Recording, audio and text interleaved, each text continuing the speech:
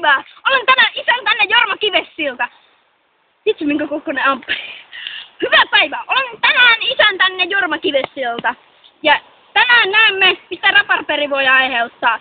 Raparperit voivat aiheuttaa kovaa hallusinaatiota ja itsetuhoisuutta. Nyt näemme, mitä yhdellä uristamme kävi, kun syötimme hänelle tätä.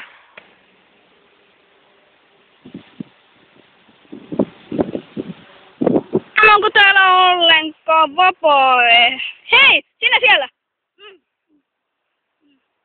Herra Lortti! Kuule! Olimme laillistamassa raparperia. Maista tuosta ja kerro mielipiteesi.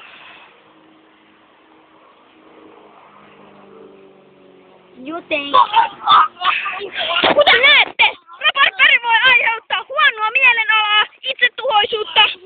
Tekeekö mieli tuhota itsesi? Ottaisitko puukon täältä minun taskustani? Et saa!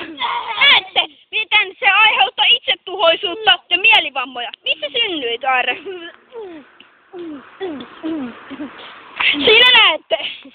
Ja niin. Niitä on nyt niin hirveän pahalta voi näyttää. Anna kun minä maistan. Karvas maku ja. Mitä? Minä tapahtunut? Tuntuiko nyt, että haluaisit tuhota itsesi? Anna konepistooli. Anteeksi, minulla ei nyt ole.